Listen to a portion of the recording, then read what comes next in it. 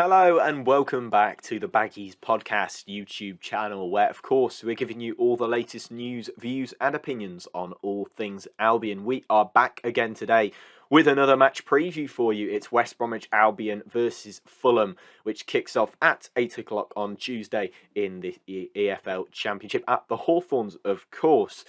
Yeah, huge game for Albion. It cannot be understated. This is another, we seem to have so many of them, but another make or break season one a game. And yeah, looking forward to this one as ever. But this match preview, as always, will include an opposition report, some predicted lineups, my general thoughts on Albion so far this season, and of course, a little bit of a score prediction at the end. But be sure to subscribe for more content like this. There'll be a matchday vlog coming straight after the game, so make sure you keep your eyes out for that, and a podcast episode coming in midweek once we've completed that fixture as well. It's always a little bit awkward when we have a midweek game, but yeah, looking forward to getting back into the podcast itself. But yeah, be sure to subscribe, comment down your thoughts as well. I'd love to hear your thoughts ahead of the game, your predictions, your predicted lineups, just your general thoughts on Albion at the moment. I'm always keen to get different fans' responses.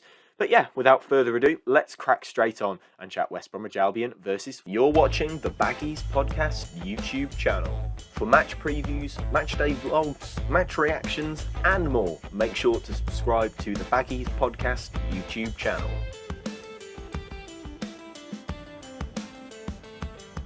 So let's get going. It's match preview time for West Brom versus Fulham.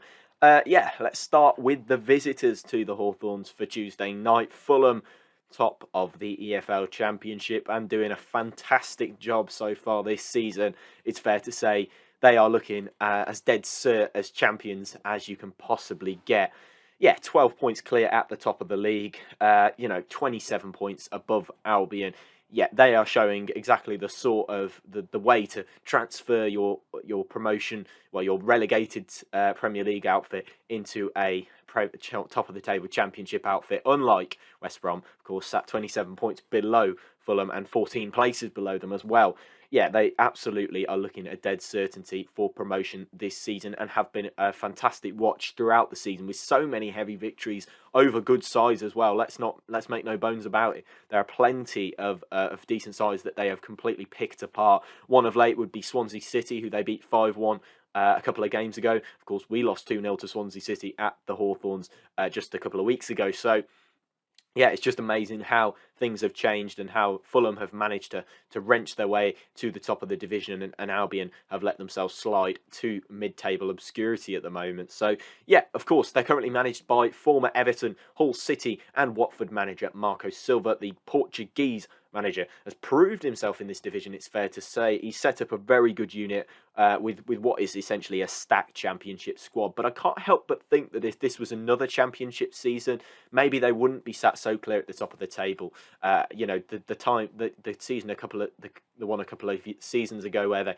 they came in the playoffs, and it's just baffling how the Championship has changed since that season that we were last in here. But Fulham, full credit to them, and full credit to Marco Silva, who I wasn't sure would make the most of this stacked squad, but certainly has, and has made it his own. And yeah, it's been a great season for Fulham, and their fans are absolutely buzzing with the way things have gone. They have picked up the odd defeat, but of course that's purely down to the nature, I'd assume, of the Championship, the unpredictability of it.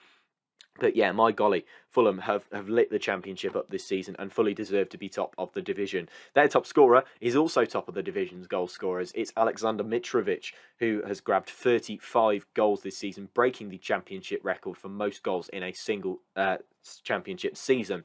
They got Harry Wilson in there, who's top assister this season with 13 assists. But I just wanted to touch on Mitrovic because he is a great striker for this division. Of course, it's just worrying. How do I'm just when Fulham inevitably go up and bar any late cock-ups, I think that Mitrovic, I'm just really intrigued to see how he gets on in the top of the in the top division in English football.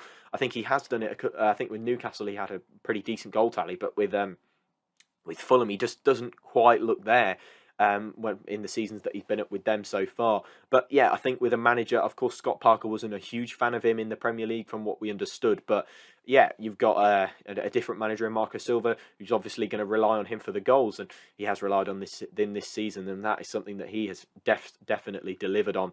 And the same for Harry Wilson, who came in from Liverpool on a permanent transfer, bagging 13 assists so far this season. He has been incredible. Of course, missed a bit of scored a great curler into the top right-hand corner against Barnsley in their last match, which they drew 1-1. But then, as the game drew on, he had the chance to win the game for them, and actually headed wide from about 3 yards out. So yeah, of course he's very good at a screamer, and Albion's players will need to get very close to him in order to prevent him from unleashing those strikes. But they're top of these stats, in terms of the league. They are top in big chances created with 79 big chances created so far this season.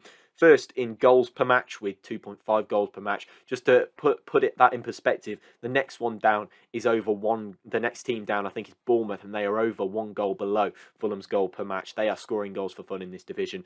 First in the XG charts as well, with 79.9 goals expected this season so far. And yeah, of course, top of the Championship. They have been great. And yeah, it's going to be a massive task to keep them at bay, of course. They beat us 3-0 earlier on in the season under Valerian Ismail, where I think a dubious penalty call, to say the least, with Alexander Mitrovic. Yeah, the predicted 11 is how I think this is how I think it's going to go. In goal, you've got Rodak, who, of course, I think he's a very underrated Championship keeper. Don't think he gets a lot of respect, as much respect as perhaps he deserves. I think that obviously they've had Paulo Gazzaniga, and he's been in the goalkeeping position. Obviously, if anybody doesn't know, my second team is Elche over in Spain, and he was pretty decent last season for us in that goalkeeping spot. But yeah, he seemed to not put in the performances required on loan.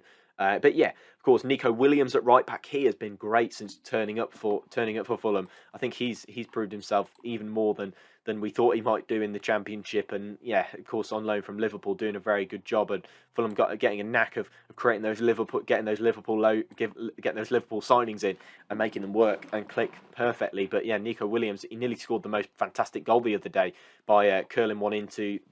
Chipping one into the back of the net from virtually the halfway line. So yeah, he's been incredible since joining. Tosin Adarabioyo, by all accounts, I think he's the only former Albion player who sits in the Fulham lineup. He will be playing at centre back. Yeah, of course, formerly of Albion, on loan from Manchester City back in the 18-19 season, if I remember rightly. Often played at right back, but never really gave him a chance at centre back. Sometimes at CDM as well. So yeah, looking forward to seeing how he's got on. Of course, he's improved massively since joining Fulham. Tim Ream next to him.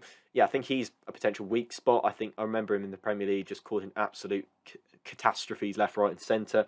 Anthony Robinson, a player that we were linked with at left back. Yeah, of course, when he left Wigan and Wigan were having a sort of clear out of their players, he looked pretty decent and a good option to take on, but we opted not to sign him. That's the point.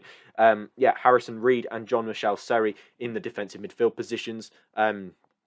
Harrison Reed always has an absolute blinder against us. I remember that game that was actually on my birthday a couple of years ago when we were last in the Championship. I think that was a draw, and he was absolutely incredible. Made a couple of very good goal-saving challenges. John Michel Seri alongside him, Fabio Carvalho in that advanced midfield position, with Bobby Reed and Harry Wilson either side of him, and of course Alexander Mitrovic up front. But that's enough of Fulham. Of course, we can expect a free-flowing attacking style of play from them. But on to Albion, who sit 14th in the EFL Championship, 7 points away from a playoff place and unbeaten in 2 games. Yeah, I think it's been difficult over recent weeks, but a couple of good results on the bounce. A draw against Huddersfield last time out, and a win against Hull City. Of course, there's reasons to be a little bit more positive that we can at least get a bit of momentum towards the end of the season.